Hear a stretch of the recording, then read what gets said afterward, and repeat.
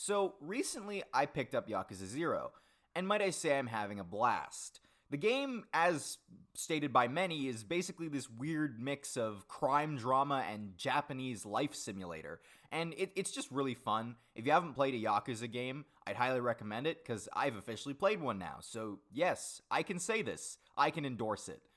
But the Yakuza have always been a thing for me that I've always wanted to learn about. They're so different from the traditional ideas of mafia and gangsters we have in the West, while still remaining very similar. So, when I got my start in playing the Yakuza game, I was like, oh, well, this is really cool. Like, I kind of know what it's like to be a Yakuza now. But, this is a game. It's obviously not going to be like the whole truth. So, I'm going to go looking. I'm going to figure out what the internet has to tell me about being a Yakuza. And so I went looking. And I found many different things, many different videos on the Yakuza themselves. But the one that really stood out to me was a 2-hour-long documentary on the twilight of the Yakuza and how the Yakuza in the modern day are starting to fade away because of laws and other restrictions placed upon their ability to do business. But the man who really stood out to me in this documentary, only like less than 20 minutes into this whole thing, was a guy who showed up out of nowhere and literally made my day. And his name, which I'm probably going to butcher, is Daikaku Choudouin. Now, Daikaku introduces himself in the most interesting way I've ever seen in a documentary. Like in documentaries, they have the moment where the expert comes in and they start talking about, oh, this is why I'm an expert. This is how I got where I am. Daikaku literally, his scene is open with him unsheathing a katana and then doing swordplay, and then just him narrating over the whole thing.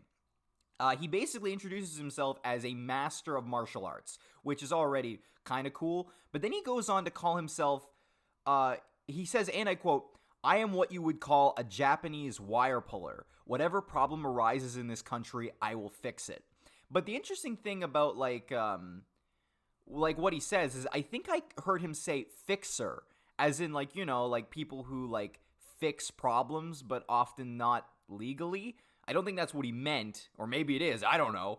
The guy seems cool enough to attempt that kind of stuff, but it's just interesting that he introduces his credentials for this documentary as, I am a wire puller. If anything arises in this country, I will be the one to fix it.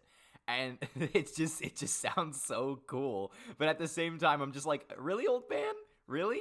But then he goes on to say that he'll also do international relations, and that whatever comes up, he'll negotiate and get things down fair and square. He'll do it all. If any problems come up, he'll go personally and he'll be like, yes, I will smooth things over and get this whole conflict wrapped away.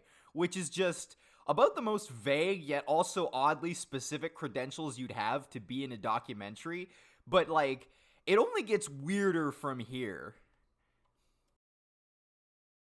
So this is where things really start to get strange, because obviously it's already kind of strange with the whole, like, I'll solve any problem that comes up in terms of my country. But he also, because of his status as a karate grandmaster, apparently taught some of, like, just a bunch of celebrities around the world, but also some very controversial figures. I mean, he taught Michael Jackson. There are pictures of him with Michael Jackson.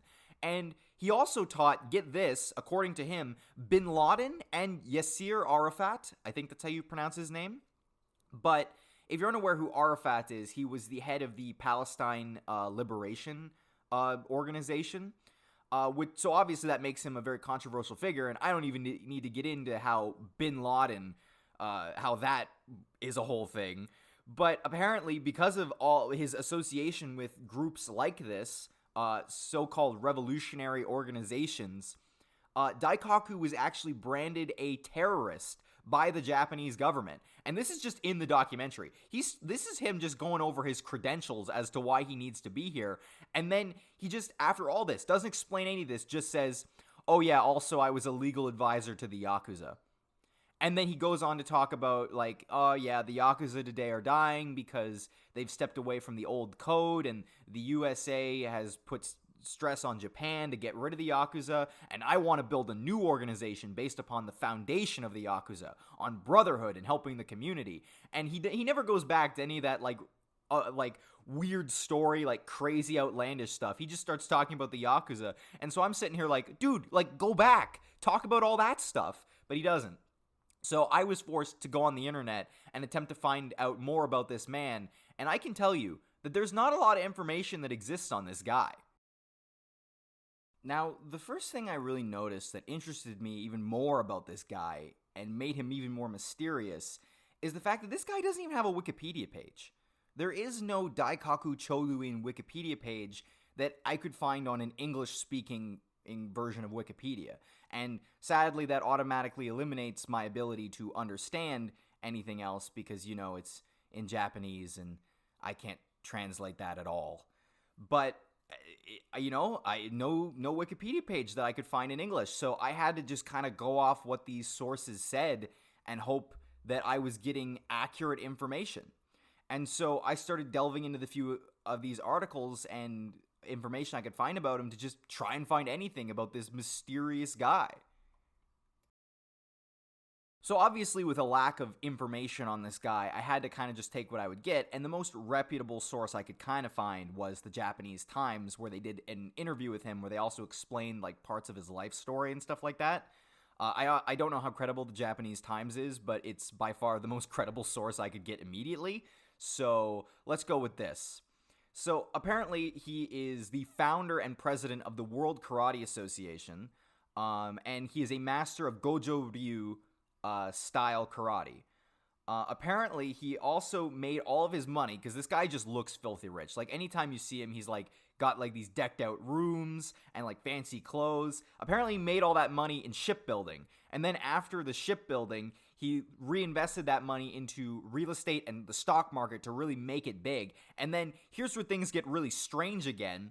He then used that money to finance revolutionary movements in Africa, South America, and the Middle East, with his goal being to support these revolutions to fight racial discrimination. Apparently, in 1985, he also established the World Black Congress in order to unite Africans, which I looked it up. I couldn't really find any information on the World Black Congress, but, so little of this guy's on the internet that, like, you could tell me it existed, and I would probably be like, okay. I don't know if it did as much good as it meant to, or like uniting Africans, but whatever. Apparently, he also created the Society of International Outer Space Law to attempt to draw up a legal framework that would give all nations equal right to space, which is just, okay. It's just, I keep telling you, this guy's story just gets weirder and weirder the more you go on. And apparently, because of all the good stuff he was doing, this struck a chord with Michael Jackson. Michael Jackson met him, and they became very fast friends, and they kept this ongoing relationship where they were friends. The article then goes on to basically answer a whole lot of interview questions with Daikaku and what he thinks about certain things. And basically, he makes like just a bunch of statements and then like builds on it. Some of them aren't like too like, like revolutionary or weird, but there are like some of them where you just be like, wait, what? So there's one where he says, if you work for world peace, you will make some powerful enemies. My goal has always been to end the oppression of colored people. I backed the Sandinista revolution in Nicaragua and supported Daniel Ortega, Nicaragua's current president. Remember, this was made in 2009. And I was friends with Jose Francisco Pena Gomez, a great political leader in the Dominican Republic, and helped Castro in Cuba. So this guy's basically claiming to have backed a whole lot of South American and Central American people. He also sponsored Southwest African People's Organization and the independence movements in Namibia and South Africa, and apparently the third Egyptian president, Anwar el-Sadat. I was sabotaged from left and right, but I was kept going. So he's just supporting all of these people, which, whatever. He then also goes on to talk about, like, he believes that it's rich people's duty to support artists. And he also goes into, like, his taste in women, basically saying that, like, Hey, dudes, if you're going to go find a woman at a nightclub, you're doing it wrong. What's a woman who's going to be out all night drunk? How is she going to be a good mom, huh? How is she going to be a good mom? What kind of kids is she going to raise? I don't know, man. This guy just cracks me up. So after me reading that article, you're probably sitting there and you're probably raising an eyebrow at this point. You're probably getting a little bit skeptical like I am because the claims this guy makes, the things that are attributed to him, you just got to sit there and be like, is that real? Cuz it sounds like something oddly enough out of a yakuza game. And I know that was kind of my segue at the beginning of the video, probably to get you to stick around, but like it does seem like he'd be a character in a Yakuza game, and it's weird. And so I tried to look up all of this information on him, and it just got infuriating. Like, I tried looking up the World Black Congress that I mentioned earlier in the article. I couldn't find anything on it. That doesn't mean it didn't exist, but I don't know if it was as integral in uniting Africans as the article kind of touts it as. Or like the Society of International Outer Space Law.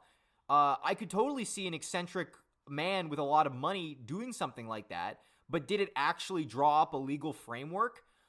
I don't know. And that's really the thing about Daikaku Choudouin, is that he makes all these claims, and they're just enough in the gray area where you're like, okay, someone could have done that, but did you?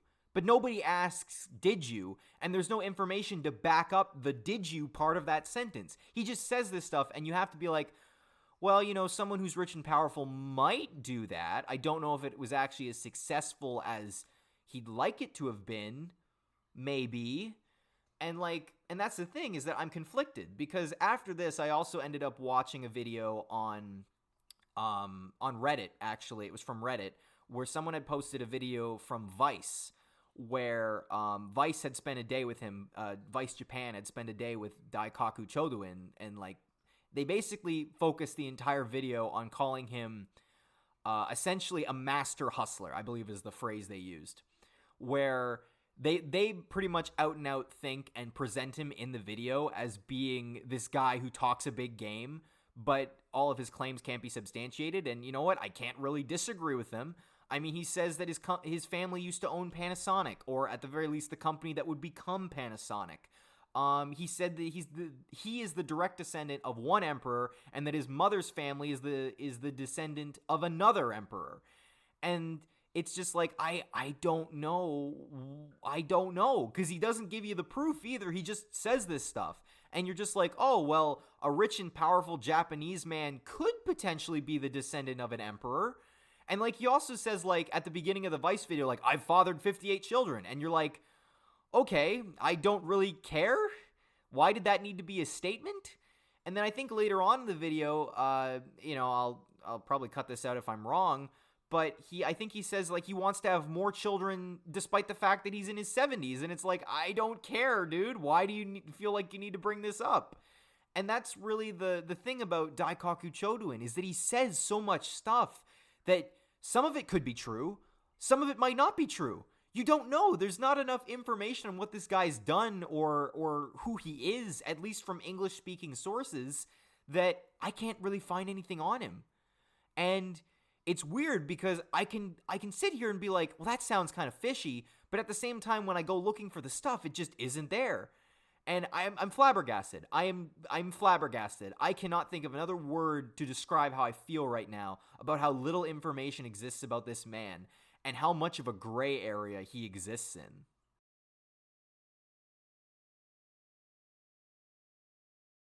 Well, after all that, I must admit, I am defeated. I went out to try and find more information about this man, Daikaku Choudouin, and I hardly know any more than when I've started, because I can't tell what's real and what's not. If you want to try your hand at doing what I did and try and find out more about him, I've left the links down in the description. Hopefully I'll give you a bit of a head start as compared to where I was. As an apology, I'd like to make the clips of Daikaku are very, very sparse in this video, and that's because I only could really find clips of him being eccentric or anything like that in the Vice video or the Yakuza documentary. So the clip selection's a little limited, and I would like to apologize for that. I understand that it does look a little boring, so that's why I tried to edit some of the stuff to make it look a little bit more, woo, interesting to the eyes. As another aside, I'd like to also say thank you if you're watching this, because this video is probably going to be over 15 minutes, and you spending 15 minutes of your day watching me just makes me feel weird, because I just don't know how to react to that, because I don't know, I've never done anything like this before. I've never put myself out there like this. So if you have spent 15 minutes watching me talk about some Japanese mystery man, thank you. That actually means a lot for me. It really does. If you also want to stick around the channel, I'll be doing more true crime, weird history facts, weird mysteries, like that kind of stuff, whatever interests me in those categories.